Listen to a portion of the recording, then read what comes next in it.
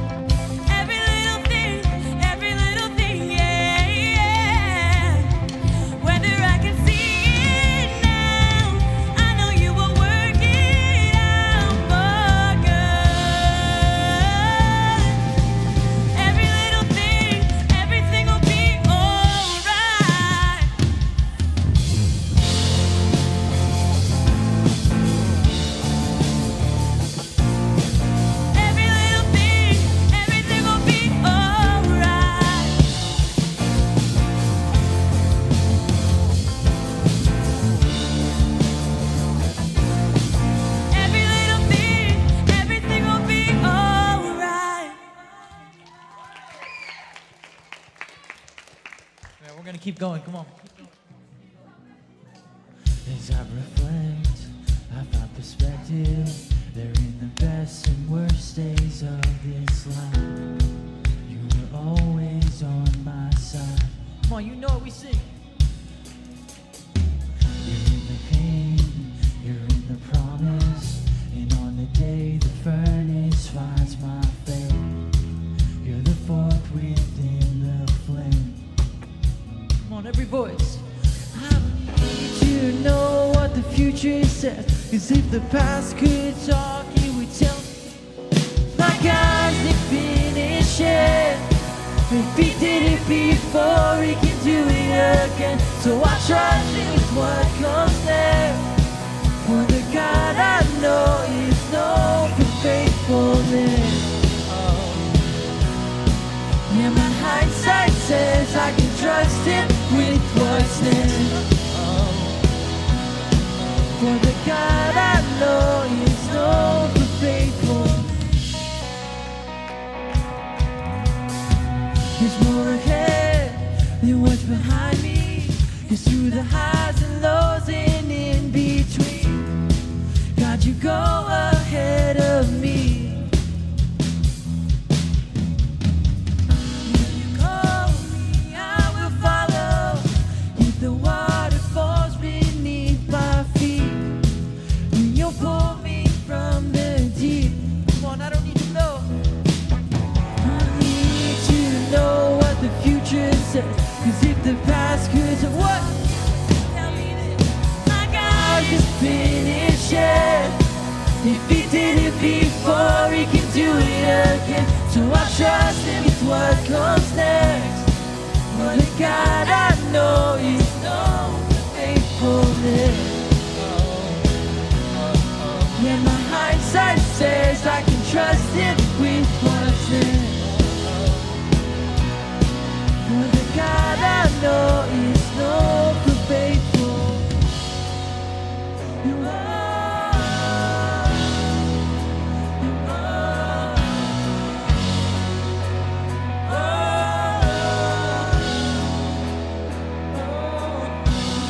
need to know what the future says. 'Cause if the past could talk, it would tell me this.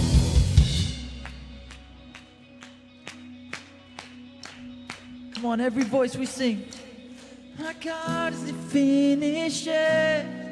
If he did it before, he can do it again. So I trust him with what comes next. That says I can count. My God isn't finished yet.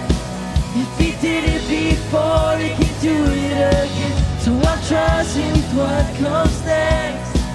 For the God I know is known for faithfulness. Yeah, my hindsight says I can trust him with what's next. For the God I know is known for faithful.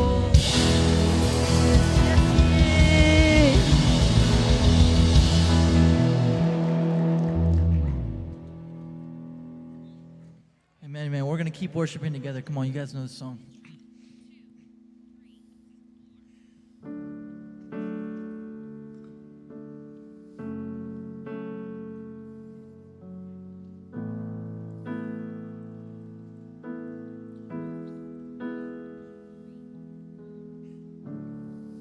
How I live for the moments where I'm still in your presence.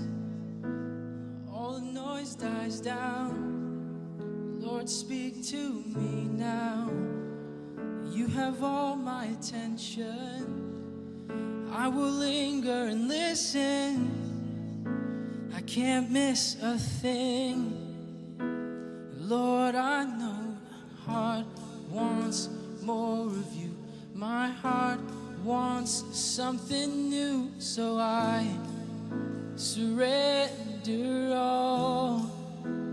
All I want is to live within your love, be undone by who you are. My desire is to know you deeper. Lord, I will open up again, throw my fears into the wind. I am desperate for a touch of heaven. Whoa, whoa, whoa, whoa. You're the fire in the morning. You're the cool in the evening. The breath in my soul, oh, the fire in my bones. There is no hesitation in your love and affection. It's the sweetest of all. Lord, I know my heart wants more of you. My heart wants something new, so I surrender all. And all I want is to live within your love, being done by who you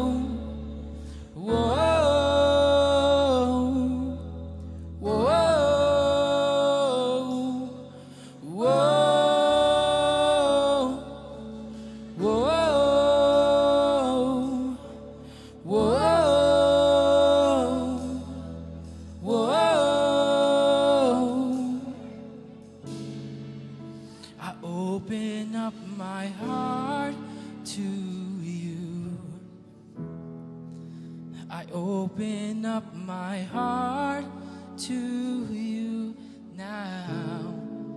So do what only you can. Jesus, have your way in me now.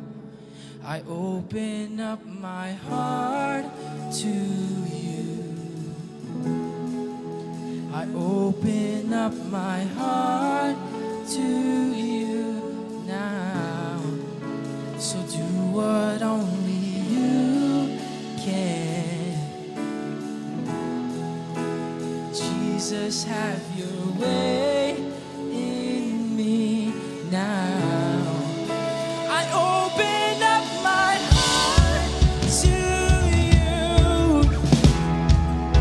I open up my heart to you now.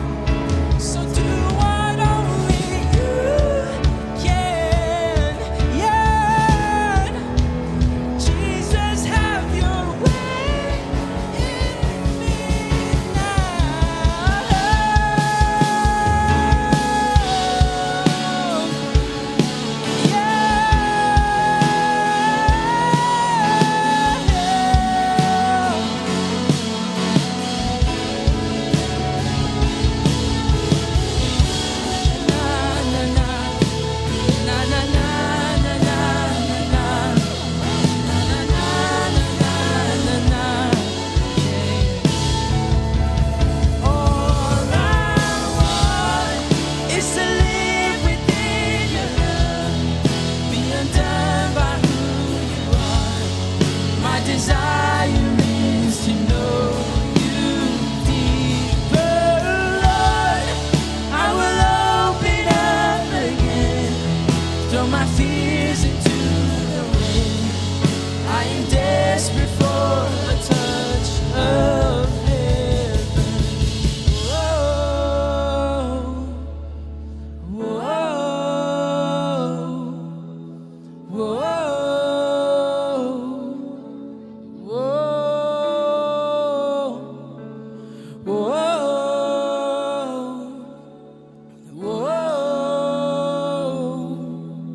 whoa.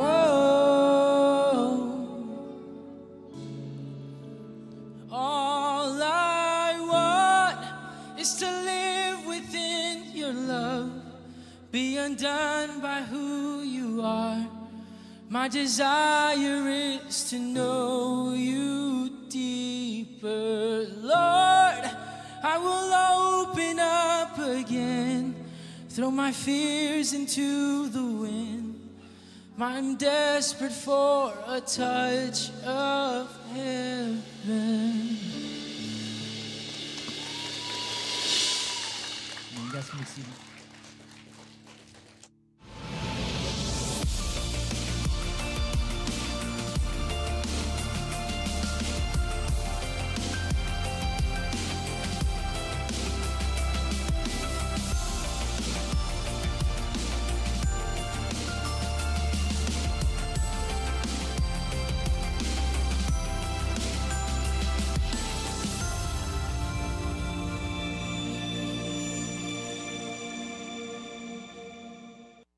What is up, Velocity? You guys doing all right? Happy Wednesday. You made it halfway through the week. Give yourself a pat on the back or something because you made it. Hey, all of those tuning in online, watching live, thanks for being here, checking us out. Whether you're online watching or whether you're in the room, we really want you to know, and I say this every single week, and I know I sound like a broken record, but I don't want us to go a week without just reminding you that our hope here is to build all of this for you. I want you to know no matter how you walked in, no matter where you are in faith, no matter where you feel like you fall in social status, whatever is going through your mind, I want you to know that this is a safe place for you. That we build all of this for you, and we want to give you a night of the week to kind of check out from homework that you have to do and chores that you have to do and people who are on your back, and really just have a time to connect with your friends, to connect with incredible leaders who love you, who are here for you, and we want to build a safe place to explore your faith. And so a lot of stuff we talk about here has to do with church and Jesus, and maybe those words for you are really foreign. Maybe those words for you bring up a lot of questions. And so I just want you to know, I know there's some anxiety when you walk into a church, especially if you have questions around those topics, and you don't necessarily say that to the person to your right or to your left. But I want you to know that you can breathe easy and that you can rest because this is a safe place for you to find those answers. And so I just want to say, hey, my name is Bradley Hamilton. If I haven't met you, for those online, we haven't met, my name is Bradley Hamilton, and I'm the student pastor here. And over the last few weeks, I haven't actually been able to be present, and so I'm so excited to be here with you guys. And over the last couple of weeks, we've had a pretty huge milestone in the life of my wife and I, and we just gave birth to our first son, Brecken Thomas Hamilton. Thank you.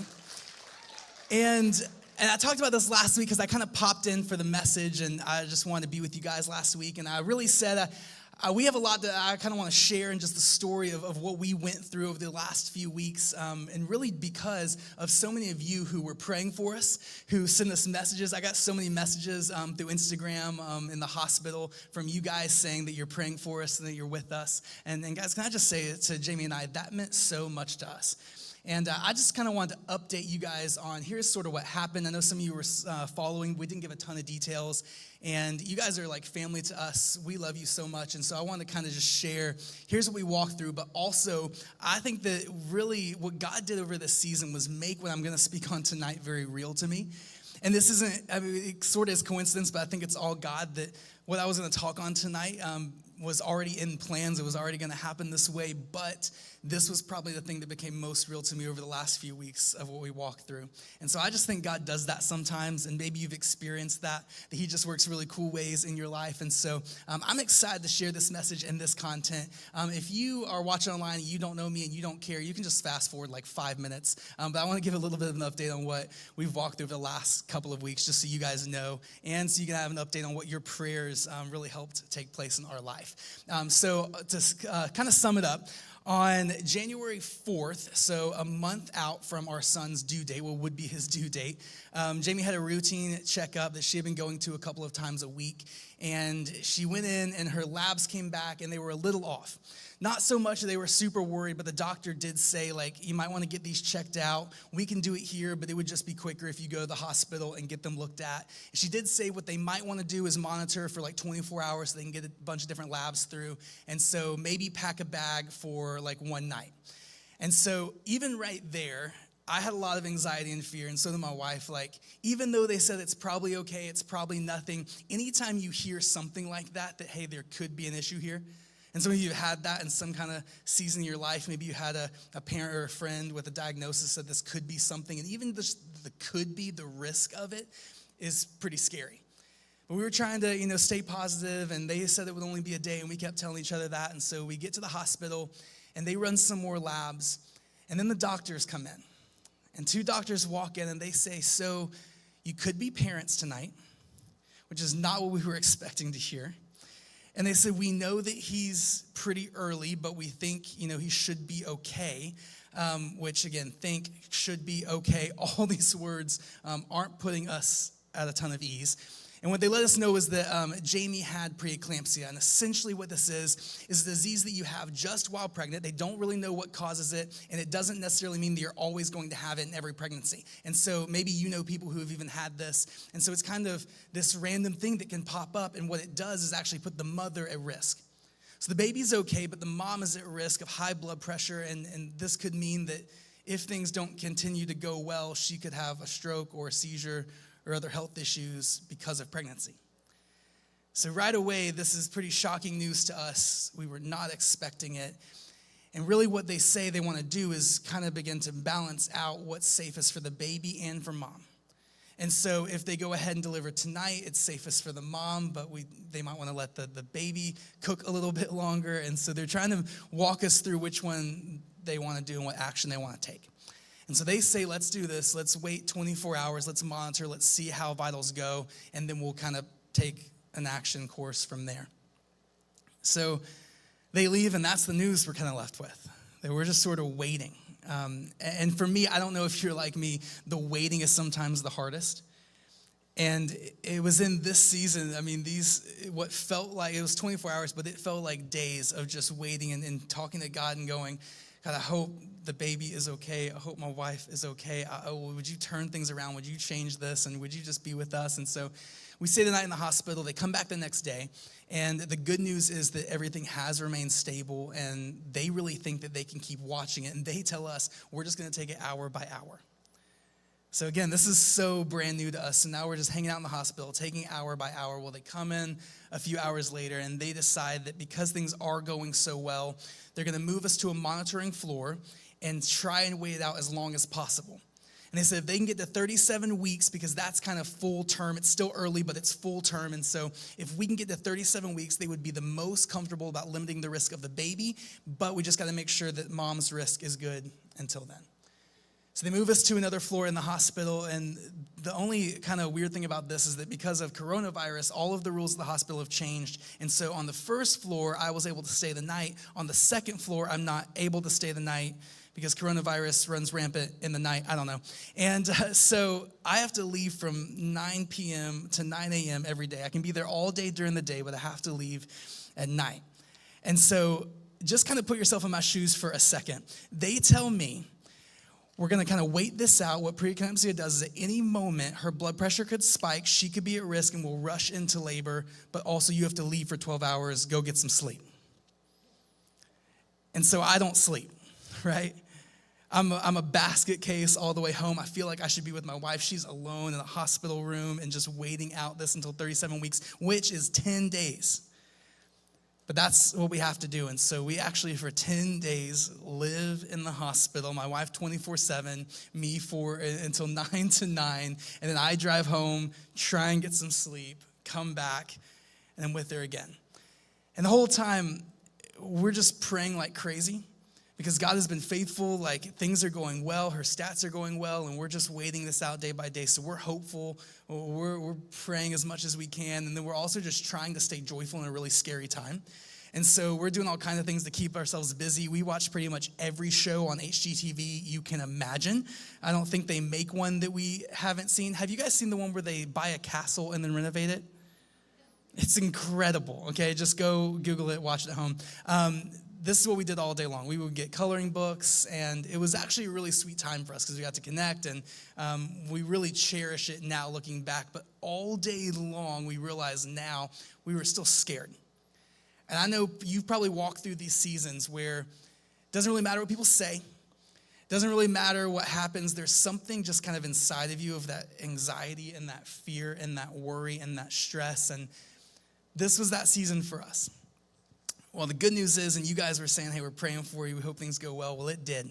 We made it all the way till 37 weeks. She had no more spikes. Her labs were great. And so they think it's safe enough to go ahead and bring our son into the world.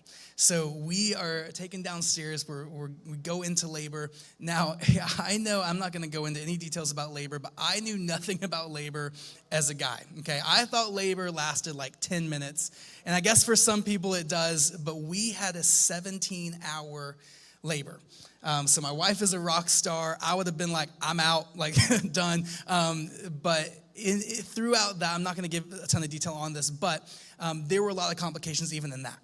And so even going through this long labor process, they kept coming in saying there were things they were watching, things they were worried about. And so you just start to feel at this point. And again, I'm not trying to say that I know some of you have walked through situations that were worse, scarier. And so maybe if you've walked through something like this at all, you can just relate.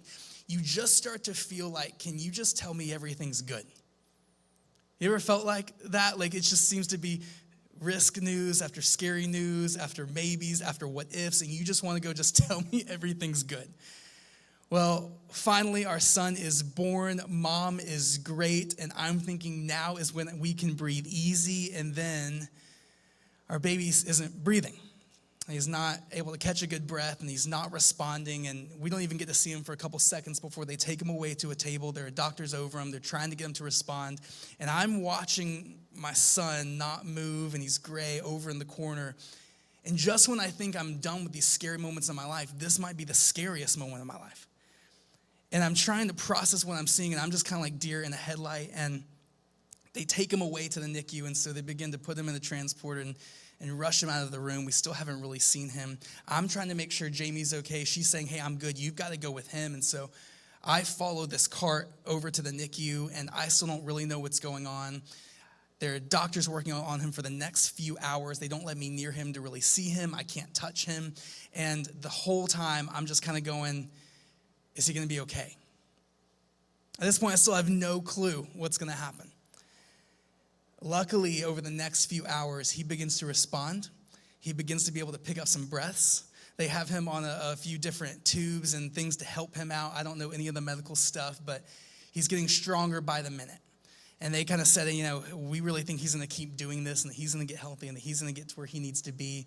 And so our little guy, a few hours later, we were able to kind of hold him and pick him up. Jamie was able to join us, and for the first time, we were able to be with our little boy. And over the next few days, he is a fighter, and he is a miracle boy, and he got strong, and he is good and healthy and perfect. And so after a few days, we were able to leave the hospital, and all is well.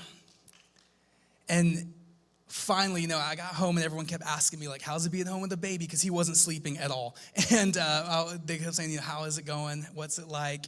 And our answer was just, you know what? Like, yes, we're not sleeping. Yes, we're delirious. Last week when I spoke to you guys, I didn't even know what planet I was on. But even then, what we could say was, at least everything's okay. Like, at least we have that kind of breath of just comfort and rest.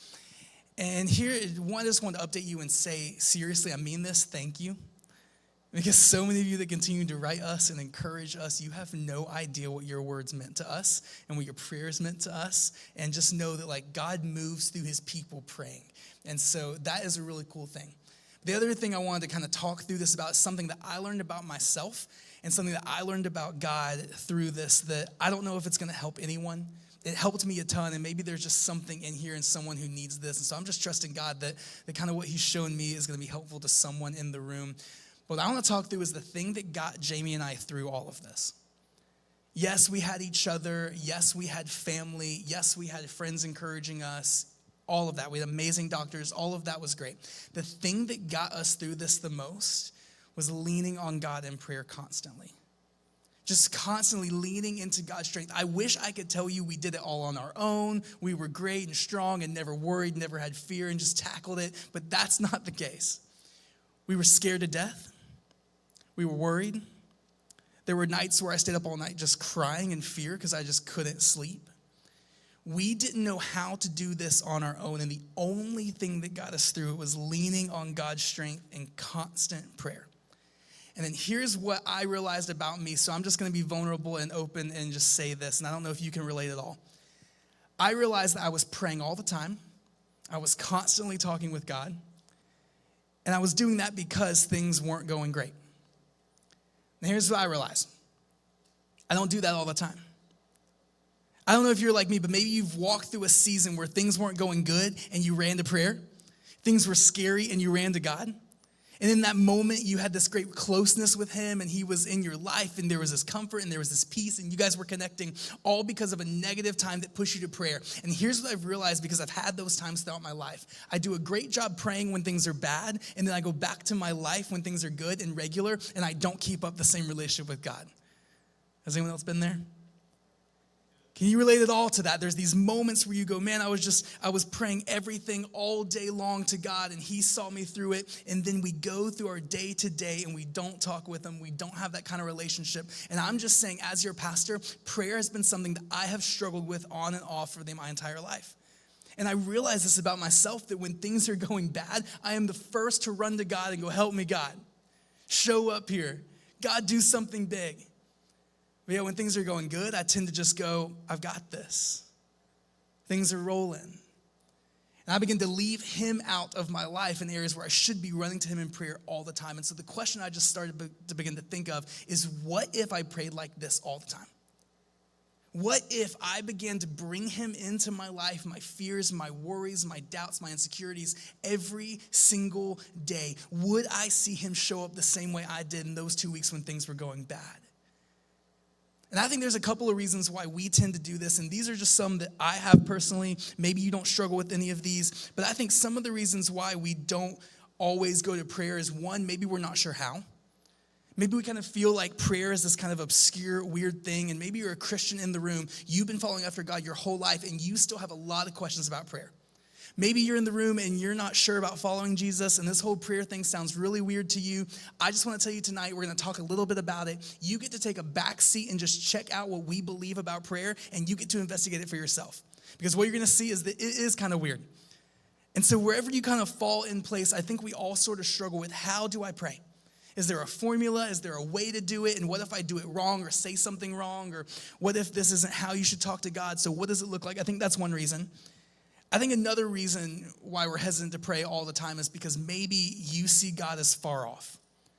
Maybe you feel like he's this holy, all-powerful being in the sky, and for you to come to him and talk to him, you have to say special words or do it a certain way, and so it just kind of feels hard to talk to someone who you can't see, who you don't know is there, who maybe you feel like isn't even looking at you graciously. Maybe you feel like God isn't just far off, but maybe you feel like he's angry at you because it's been so long since you've prayed. Do you ever feel that way? You go back to prayer and you're like, the first thing out of your mouth is, God, I know it's been a long time, right? And so maybe one of the reasons you hold back from prayer in your regular daily routine is because you feel some kind of guilt or some kind of shame baked around it.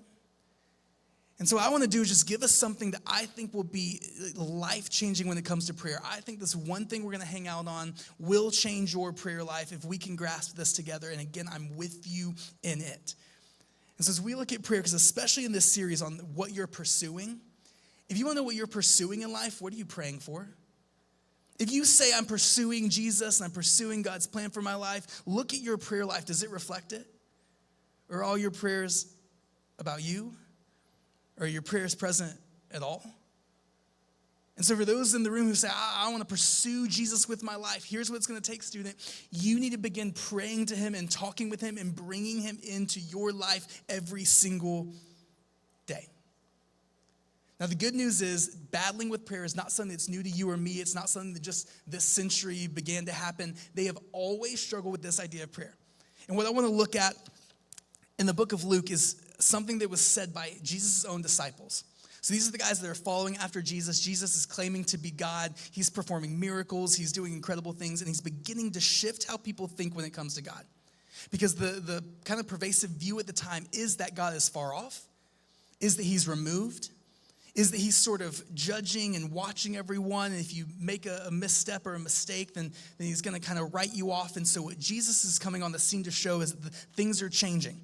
That God is love, God is for us, God is with us, and God forgives. And what he's going to do is, because of Jesus, trade places with us, take on our shame, take on our sin, and give us perfection and countless second chances.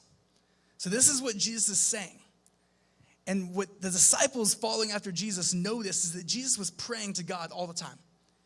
And he wasn't just praying to him like some of the people they had seen pray, like the Pharisees who do all these ornate things and wear these big outfits and make a big deal of it. He was just talking to God all the time.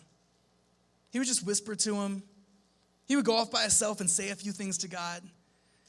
And so they get to this point where they just say, Jesus, help us out. What does prayer look like? We don't really understand it. We see you do it. Would you walk us through it? And what's so cool is that we get to record and have the answer that Jesus gave to this question, because I don't know if you're like me, I've asked it a ton. And so here's what he says. It says, one day Jesus was praying in a certain place. And when he finished, one of his disciples said to him, Lord, teach us to pray, just as John taught his disciples. And he said to them, when you pray, say. Now, what's happening next is known as the Lord's Prayer. You've probably heard that whether you've been in church for a little while or not. And many of you could even recite this. But I'm just going to give us the first line. I know I'm going to stop short, and that's kind of weird, but I just want us to hang out on this first line. I would encourage you, would you read the rest of this? Again, it's in Luke chapter 11. You can read this entire prayer for yourself, because what's really cool is that he gives us a bunch of different aspects of prayer. But I just want to hang out on the first one, and what I think we're going to do is later on this year, I want to do a series walking through this and all that prayer can be in our lives. But I just want to hang out on this first part, because I think if we get this, it will change everything. And here's how he starts his prayer. Father, hallowed be your name. Now, whether you grew up in church or not, this is a weird churchy word, this idea of hallowed.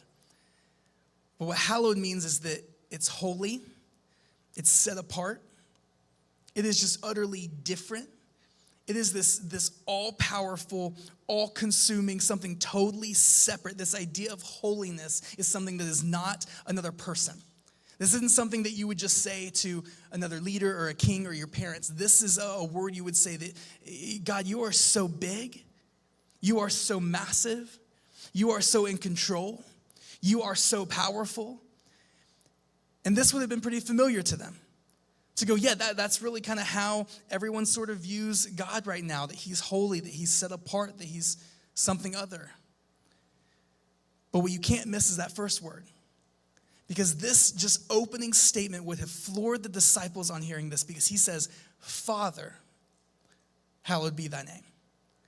So he starts off and he says, Father, this is a term of love, a term of care, a term of a dad who is for his kids. And right here, this would have been shocking and brand new and unfamiliar to his listeners, to the disciples, because this isn't how you pray to God. You pray to God as someone, yes, who is hallowed and holy and removed, but he's saying, no, you can also pray to him as your loving, caring Father who is for you and who is with you. I think sometimes we just kind of recite this prayer and we miss some of the power here. And honestly, I think many of us are missing this power in our prayers.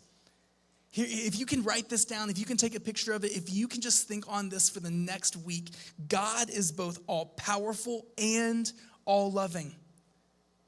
God is both of these things. He is all-powerful and he is all-loving. And here's the problem so often when we come to prayer, maybe just even how you view God. Some of us view him as just all-powerful. And we get that he's kind of out there and somewhere else and better than us and knows all things. And so we kind of come to him as if he's far off, judging us. Or we pray to God as if he's just all-loving. And that he's for us and that he's going to help us, but he can't really do anything. He can't really make a difference or make an impact, and he's not that big of a deal. But what if we realize that when we pray, he is both all-powerful and both all-loving? He is both in control of all things and can do anything, and he is for you. He is able to move the wind and move the waves, but he loves and cares for his kid, and he knows your name. What if just right there, and we approach God, we would see God is both all-loving and all-powerful. So here's the thing about the Lord's Prayer is that it's less about the how of prayer, and it's more about the who of prayer. As you read, yes, there is a lot of how, and there's some ways that we can pray, but what Jesus is trying to remind his disciples of is before you get to why to pray and in different ways to do that, you have to understand who you are praying to. And if you will understand who you are praying to, it will change everything about your prayers. It will change everything because you can come to God and see him as all-powerful and all-loving. The Lord's Prayer is more about the who of prayer. And so my question is for all of us, and it's just simply this: what if we really view God that way? Again, I don't know how you view God. I don't know how you walked in. Maybe because of your past experience, you do see God as someone far off judging you. But what if you began to see God as, yes, all-powerful, but all-loving and caring for you? What if you began to view God as someone who every day you woke up, he was excited that you woke up, he was rushing to your side, and he couldn't wait to do life with you? He couldn't wait to see you use your gifts and your smile and your talent to love on people around you. He couldn't wait to see your life played out in happiness and thriving and in joy. What if you saw God who every single day came rushing in when you were worried, when you were afraid, when you were insecure, who was there for you to comfort you, to hold you, to be with you, and he had the power to do anything we could imagine possible and more? Like, what if you view God that way? As I'm wrestling with that question, here's what I'm realizing about myself. I think I would just pray to him more. I think I wouldn't be afraid to wake up every morning and rush to him in prayer and not worry that I'm not doing it right or saying the right things or that it's been a week since I've prayed to him. But I think I would just bring him in as much as possible into my life, not just when things are bad, but every single day, because he wants to do life with me and he wants to do life with you. One of his followers named Peter was a guy who understood dealing with shame and fears and all of these emotions because he got to walk with Jesus, see everything that Jesus did, and then he saw his friend Jesus die, and he gave up on him because he thought Jesus claimed to be God and he just died, and so gods don't die. And so he ran, he hid, he was afraid. In fact, he told people, I don't even know that guy. I am not a follower of Jesus. He is nothing to me because he can't prove that he was God because he died. And then Peter, a few days later, had breakfast on the beach with Jesus.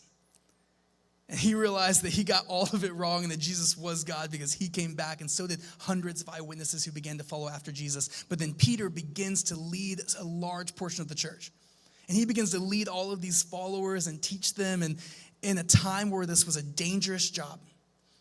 And so I don't know, I look at Peter as someone with a ton of baggage, a ton of shame, a ton of confusion, a ton of unanswered questions, a ton of fear and insecurity and doubt over the future. And yet here's what he writes, and I just go back to this verse so often, and I think some of you need to put this somewhere where you can see it every single day. But in 1 Peter 5:7, he says, cast all of your anxiety on him because he cares for you. A couple of things in here, this word cast literally means to throw. Peter was a fisherman in his previous life, and so he's kind of recalling some of that language. He says we would cast our nets off of the boat. We would get them off the boat and into the water. And when he's trying to picture what he needs to do with his fears when it came to God and how much he cared for him, his only word was cast. Get it off. Get it out. Give it to something else because he couldn't carry it anymore. And so he's saying, Christ's follower, guess what you can do? The second part of that verse, because he cares for you, you don't have to hold on to your anxieties anymore. Because he is a God who's not just all powerful, but who is all loving, you don't have to wrestle with that thing you're worried about. That you can actually let go of it and hand it off to God because he can take it and he wants it. Because you understand, you have a God who desires to hold that fear so that you don't have to wrestle with it. You have a God who wants to stay up all night and protect that thing because he wants you to sleep well. You have a God who is ready and willing to catch your anxieties, but you have to be willing to cast that on to him because he cares for you. I just want us to kind of wrestle with this idea. What if tomorrow when you woke up, you reminded yourself that you have a God who is all powerful and loves you? A while back, I got to go to Israel. And me and a friend, we just decided, drop everything, as guess is what you do in college, and spend all your money on a trip. And so we go to Israel, and I want to see all the different sites of Jesus. And we got to walk the path that he walked to the cross, and we got to see the place where he died. And like all of these things were so incredible. But one of the things that stood out to me the most, I didn't think would stand out to me the most. There's this section of the old temple that the Jewish people believe is where God's presence rests the most. It's called the Western Wall or the Wailing Wall. Maybe you've read about it. But essentially, because God resided in the temple, when the temple was destroyed, they believed that God's presence is the greatest there. That if you want to be closest to God as possible, it's at this wall, it's in this wall. Now, Jesus would say, I have come to destroy the temple model, and now you can have God at any point and any time. He now lives within his believers through the Holy Spirit. But the Jewish people believe that this wall is where he is at the most. And so as we got to visit this wall, it's a quiet place, it's really serene, but it's like nothing I've ever seen. I actually brought a picture of it. And it's just this section of wall where so many people want to get up close. And we got near it, and I was watching people in tears. We started talking to some who had actually traveled from other countries, that spent their whole life savings to get here, that had made it their life mission. Some old men who had said, all my life I've been trying to get here. And it's called the Wailing Wall because what you can actually hear is just how many people are just crying out. Some their anxieties, some their fears, some their regret, some stuff they're battling with, some prayers for protection or providence, and they'll actually take these little notes and they shove pieces of paper all in the wall because they want to get it as close to God as possible. And so they think if I can get this prayer inside of this wall to him, he'll hear it the most. The closest I can get, if I can just spend my life to get near God and call on him because he is so all powerful. And it just struck me. Because I have access to that God every single moment of every single day.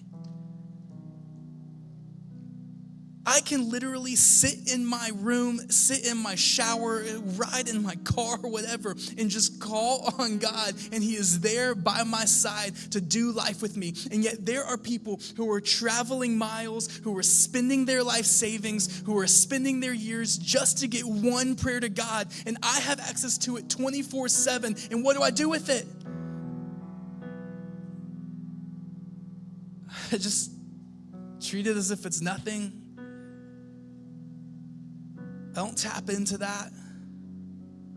I don't run to him nearly as much as I should. Sure, when everything's hitting the fan. But we can do it every day.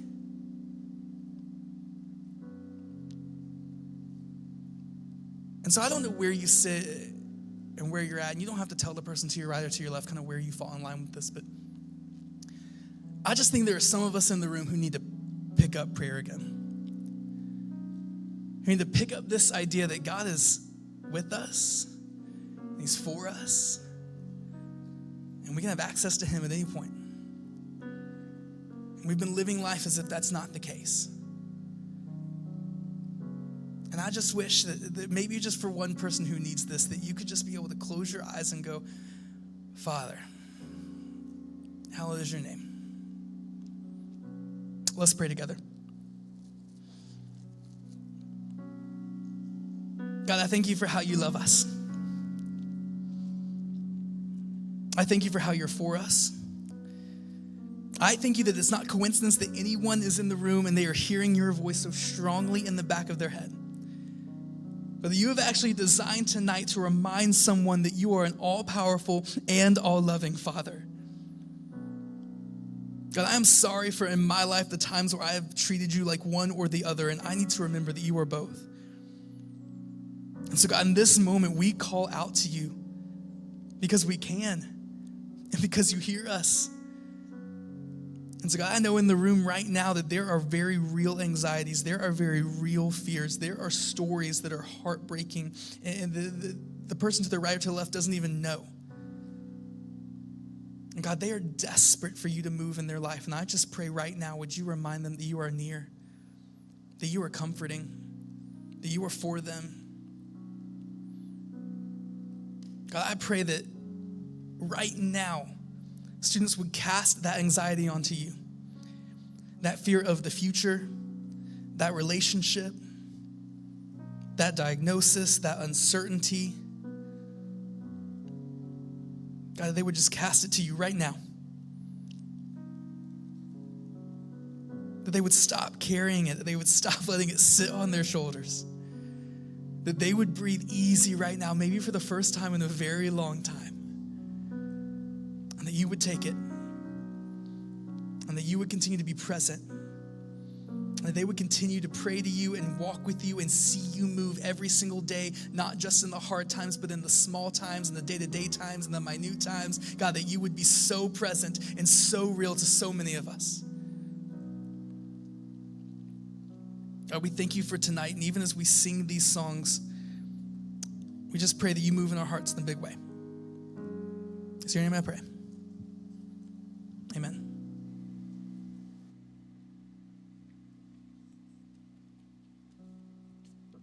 If you guys would join us up here for the last song.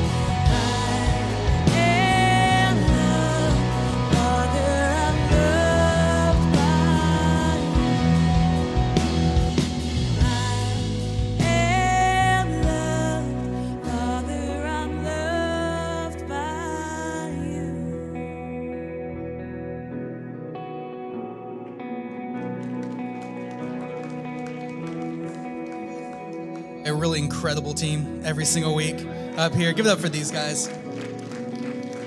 Really quick before we go, I just want to tell you, you do not want to miss the next 3 weeks here at Velocity, because our next series is called Love, Dates, and Heartbreaks. And we're going to be talking about everything love and relationships. And I know you're saying, yeah, I've heard a church series like that before. I know what you're going to say. And I just want to say you might be surprised, okay? So make sure you're here next week. Bring someone that you're in a relationship with. Bring someone that you want to be in a relationship. We don't know what could happen here, okay?